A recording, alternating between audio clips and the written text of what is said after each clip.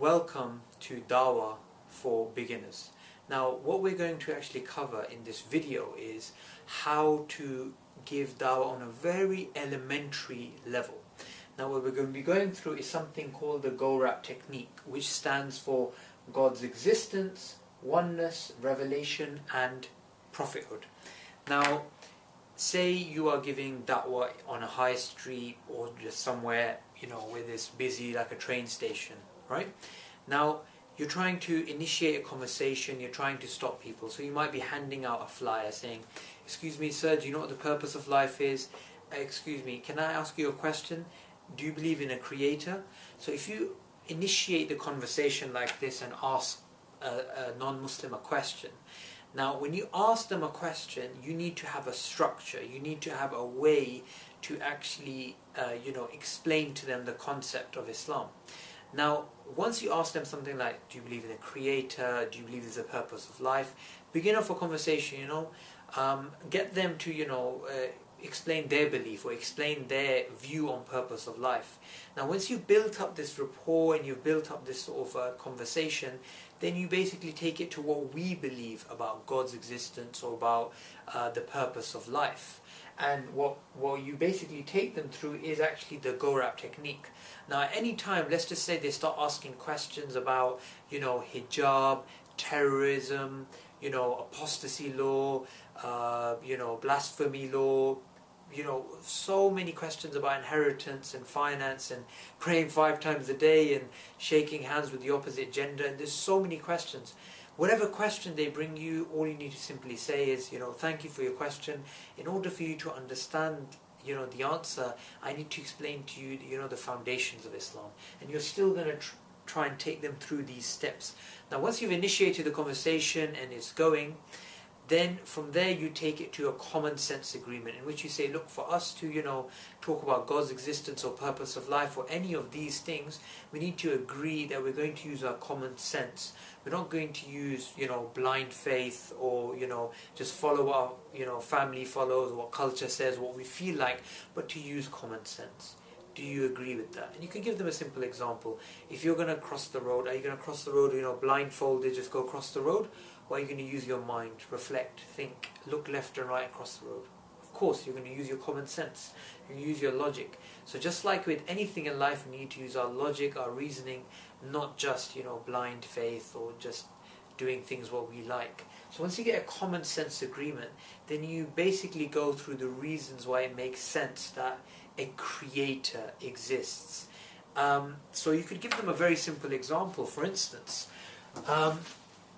you could pick up your mobile phone and say, "This mobile phone is made of glass and it's made of plastic." Now, glass and plastic, if you smash this mobile with a hammer and you take all the pieces, and those pieces you leave on the table, and the wind comes randomly and by chance a mobile phone forms by accident, can that happen? Just ask them a simple question. They're most likely to say no. Well, actually that can never happen. A mobile phone is clearly something designed, it's clearly something which has, there's intelligence behind this.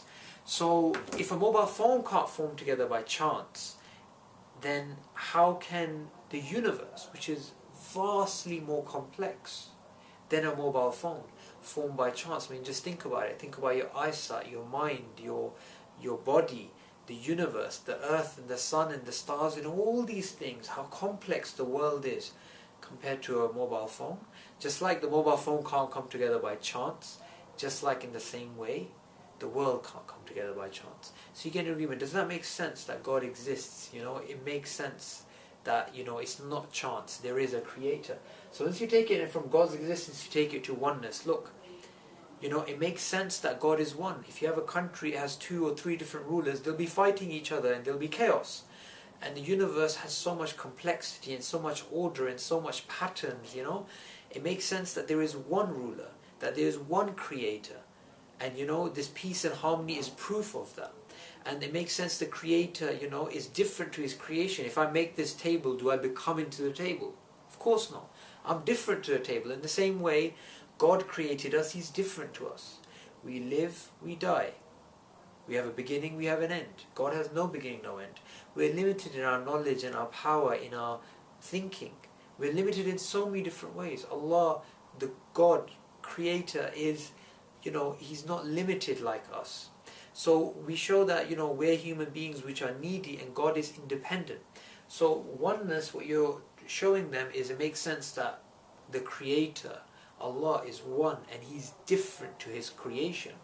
Once you get an agreement on oneness, then the next thing is, well, it makes sense that this Creator would send down revelation, would send down a message to mankind. I mean, just think about it. If you buy a complex camera from a superstore, and you come home and you're trying to work it out and you're not sure how you're going to work it out, what are you going to look for?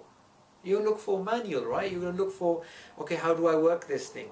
And you're looking through the manual. Some of it's making sense, some of it's not. But you might ring up the superstore and say, this camera I bought, this big camera I bought, it doesn't, I don't really understand how it's working. So can you please explain, can you please send down an engineer to maybe explain to me how this works? So they'll send an engineer who will explain the sort of manual to you. So in the same way, if you use that example and you look at the world, God created this world, so it makes sense that He would also send down messengers with manuals, with books of guidance on what our purpose of life is and what we're exactly doing here. So it makes sense that God would send revelation. He would send a message. He would communicate to mankind via messengers and a manual. But somebody could say, well, why Islam? Why not Christianity or Buddhism or Hinduism or Shintoism or all the other isms in the world? Why Islam? And what we would explain next is that it makes sense that when God sends a revelation, when He sends messengers, when He sends a manual, He would send some form that a human being can identify that this is true, some sort of ID, some sort of proof, some sort of miracle, I guess. And when it comes to the Quran, there's various ways we can show it's a miracle. For instance, if you just look at the language, the language of the Quran is something which cannot be replicated. It has a unique structure in the way that it's formed. And also there's many things in the Quran which we didn't know 1400 years ago, which we now know in this time and age. So how is this information in the Quran 1400 years ago, for instance, about every living thing being made of water, and the different sort of way the Quran describes the embryo, and the water cycle, and all these various things about man, life, and the universe, I guess, which are mentioned in the Quran, which could not have been known 1400 years ago. And another thing, other than the linguistic miracle of the Quran and the scientific facts in the Quran, is just the Quran's message itself.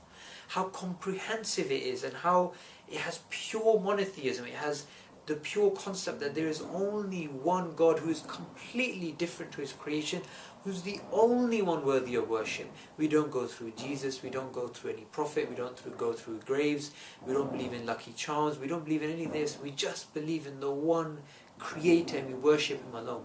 Now these three things together make a powerful case for why the Quran is a miracle, and it's a book from the Creator. And once we've gone through revelation, then we need to introduce the one who the revelation came to, the Prophet Muhammad sallallahu alaihi wasallam, and to explain that his life is proof that he wasn't a liar, he wasn't deluded, he was telling the truth. A liar does things for fame, for money, for women, for all these things, and he suffered for the message that there's none worthy of worship except Allah. And so it doesn't make sense to call him a liar because he didn't benefit from the message. It doesn't make sense to say he was deluded or he was mad because the teachings that he came with weren't the teachings of a madman. They were something which led to the greatest civilization known to man. So it doesn't make sense that he was a liar or he was deluded. So it makes sense that he is telling the truth. So now we've gone through all these steps: God's existence, oneness, revelation, and prophethood. And at each step you ask the person, do you agree? And if they agree, then you move on to the next step. Now once you've got to this level, then you simply explain to them, look, your original question you asked, why we have the hijab, or why we have the beard, or why we have any of these things, or what the purpose of life is. These are all things which the Quran tells us. The Quran tells us to wear the hijab, to follow the laws of God, and that our purpose in life is to worship the Creator, and that's our purpose of life. So the Quran gives the answer to all these questions. So if you agree with everything that I've said so far, then you simply ask them, look, why don't you enter the Brotherhood of Islam, this brother and sisterhood of Islam? Why don't you become Muslim? A Muslim, he prays 5 times a day, he gives charity, he does pilgrimage to Makkah if he can afford to, he fasts, and he testifies there's none worthy of worship except the Creator, and the Prophet Muhammad, peace be upon him, is his prophet, and after we die we have heaven, and for those who reject the message they have eternal hellfire. And this is a very serious thing to bring in the death, and how trivial this life is. And when it comes to this point, you've explained Islam to them, they might have some questions which you can try and answer. And just really say to them, look, Islam might seem difficult, but when you go to the gym, you don't pick up the heaviest weight, you go and pick up light weights, you work out, you over time build, and it's the same thing with Islam. So this, in a nutshell, is how to give street dawah to pretty much anyone. Now, we know from a narration of the Prophet ﷺ that Islam will enter every house. And we don't say inshallah on this because we know this is going to happen. And there's no doubt about this. So why don't you play your role in fulfilling this vision by giving da'wah today and inviting humanity to Islam? Jazakallah khair.